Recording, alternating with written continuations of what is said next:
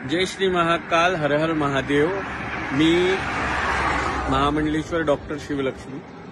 रात्रीचे 3:15 वाजलेले आहेत आणि मी आहे नागपूरकडनं मुंबईकडे जाणाऱ्या समृद्धी महामार्गावर आणि इथे खरं तर मी थोडंसं अर्धा किलोमीटर पुढे येऊन हा व्हिडिओ बनवते आहे, कारण ज्या ठिकाणी घटना घडलेली आहे एक भयंकर मोठं आपण म्हणू शकतो की खूप मोठा कट उधळला गेला आहे, अशा पद्धतीची खरं तर मला ती घटना वाटते आहे। रोडच्या दोन्हीही बाजूला म्हणजे 3 लेअरचा हा रोड तुम्ही पाहताय, तर त्याच्या या बाजूला आणि त्या बाजूला एवढे मोठे मोठे खिळे समृद्धी महामार्गाच्या खालून ठोकलेले, म्हणजे त्याच्यामध्ये ते कुठल्या तरी केमिकलचा यूज करून ते मोठे मोठे खिळे आणि जागेवर स्पीडनी 120ची स्पीड आहे या रोडला आणि या स्पीड लेवलवर जागेवर गाडीची 4ही टायर पंक्चर होत आहेत।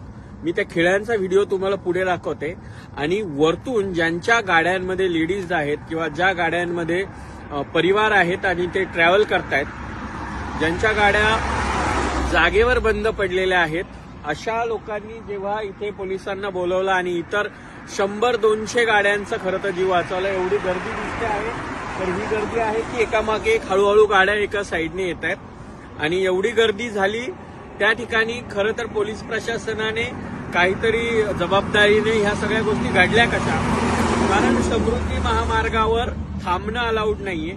आपण पण थांबलेलो नाहीये, आपण एका टोलच्या बाजूला येऊन थांबलेलो आहोत आणि त्या ठिकाणी खरं तर हा प्रसंग थोडासा अर्धा किलोमीटर मागच्या बाजूला झालाय आणि अँब्युलन्स सहित या सगळ्या गोष्टी या एवढ्या गाड्या येत आहेत ना, या एवढ्या गाड्या आता तशा सोडलेल्या आहेत। या गाड्यांना अडवलं गेलं मोठे मोठे खिळे ठोकून आणि सगळ्यात महत्वाची गोष्ट, तिथे पोलीस प्रशासनाची जी लोक आली होती ती उलट ज्यांच्या गाड्या पंक्चर झाल्या त्या लोकांवर दमदाटी करत होती। हे आम्ही स्वतः डोळ्यांनी पाहिलं। व्हिडिओ बघा तुम्ही, पुढे तुम्हाला दिसेल की ते व्हिडिओ काढण्यासाठी सुद्धा मनाई केली जात होती। याचा अर्थ पोलीस प्रशासनाला माहित होतं का की इथे खिळे ठोकले आहेत आणि काहीतरी कट रचला जातोय? नक्की याचा शोध घेतला पाहिजे। एक जबाबदार कर्तव्यदक्ष नागरिक म्हणून मी तुम्हाला दाखवते की अर्धा किलोमीटर पुढे येऊन करंजगावच्या जिथे आपण खाली उतरतो त्या ठिकाणी हा व्हिडिओ मी बनवते आहे आणि ह्या ठिकाणी व्हिडिओ बनवते आहे बिकॉज इथे थांबण्यासाठी जागा आहे। जिथे ही घटना घडली तिथे कोणालाही पोलीस प्रशासन थांबू देत नाहीये किंवा त्या ठिकाणी फक्त एक मधला रोड आहे, तिथून गाड्या ये जा करू शकतात आणि बाजूच्या दोन्ही बाजूंनी गाड्या जाऊ शकत नाहीये बिकॉज मोठे मोठे खेळ तुम्ही व्हिडिओमध्ये पुढे पहा की कशा पद्धतीने खेळ ठोकलेले आहेत।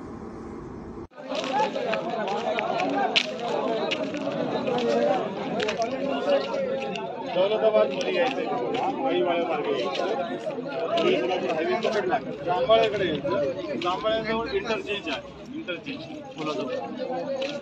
हा, जांभळ्यावरून वरती चढले तुम्ही समृद्धी हायवे पाहिलं तुम्ही कशा पद्धतीने रोडच्या या आणि त्या बाजूला 3 लेअरचा हा जो रोड आहे 3 पदरी, त्याच्या मधला रोड सोडून दोन्ही साईडला 100-150 पेक्षा जास्त खिळे एका ट्रँगल शेपमध्ये ठोकलेले आहेत की जेणेकरून जागेवर गाडीचे 4ही टायर पंक्चर व्हावे। सोबत पोलीस प्रशासनाची आरेरावी आणि लोकांसोबत वागणं, बिहेवियर कसं आहे ते पण बघा। इथं ना पूर्ण असे रॉड होते, पूर्ण 3 टायर पंक्चर आहे माझ्या गाडीच्या नंतर। किती गाड्या झाले? पुढे अजून 3 गाड्या, 4 गाड्या टोटल पंक्चर। 4 गाड्या, काही लहान पोरं वगैरे? पुढच्या गाडीमध्ये लहान पोरं पण आहेत, फॅमिली पण। कोणाला काही नुकसान? नुकसान गाड्या एकदम त्यांनी कंट्रोल केले। हे बघा तुम्ही बघू शकता चुका कशी।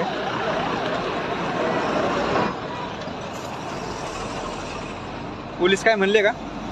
त्यांचं म्हणणं काही नाही, ते म्हणता का नाही तो जो कॉन्ट्रॅक्टर आहे तो हैदराबादला आहे, तर आम्ही बोलू शकत नाही, तो फोन स्विच ऑफ आहे आणि इथल्या इथले जो स्टाफ आहे त्याला बोलवत नाही। एक स्टाफला मारलं, तो पळून गेला, यांनीच पळवलं त्याला, पोलिसांनीच, आणि त्यांचे साहेब पण येत नाही कोणी।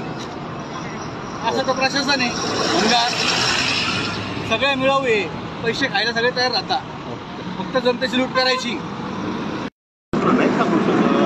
आम्हाला सोडलं ऑलरेडी, आपल्या घरात पेशंट असेल तर पाठीमागे एक अँब्युलन्स आहे ना. काय झालं नेमकी, काय झालं? हात लावायची गरज नाही ना. या खड्ड्या हे जे हा हा हे बघितलं. हात नाही लावू शकत आहे. याची चूक आहे, त्याला बोलायला काय यांनी केलं दोन तास स्विच ऑफ आहे, म्हणतात स्विच ऑफ आहे. यांचे उत्तर आता यांचे. तुमचं काय म्हणणं आहे? असं काही नाही भाऊ. या ठिकाणी खेळ ठोकलेले हा. कुठले बॅरिकेड नव्हते, पब्लिकने बॅरिकेड आणून लावले या ठिकाणी. आमच्या गाडी गेली इथून या साईडनी. या ठिकाणी बॅरिकेड नसल्यामुळे बऱ्याच गाड्या पंक्चर झाल्या आणि खेळून गाड्या गेल्यामुळे त्या पलटी होण्याची शक्यता होती, म्हणून तिथं बऱ्याच गाड्या पलटी झालेल्या आहे.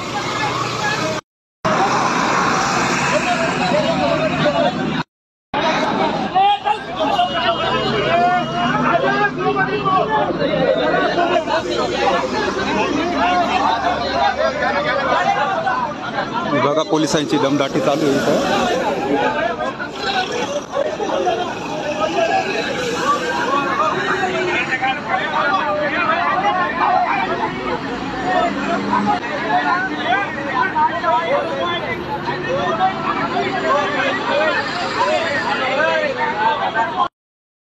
माझी गाडी आहे, यांच्या गाडीत तर लेडीज झोपलेल्या, आमची गाडी तर आम्ही नातेवाईकांना बोलून सध्या. अहो आपण त्या गाड्यांचे पण टायर पंक्चरवाल्या गाड्यांचे पण व्हिडिओ काढायला पाहिजे. व्हिडिओ काढायला पाहिजे त्यांचे पण, त्या गाड्यांचे पण व्हिडिओ काढायला पाहिजे. 1 किलोमीटर गाडी एवढी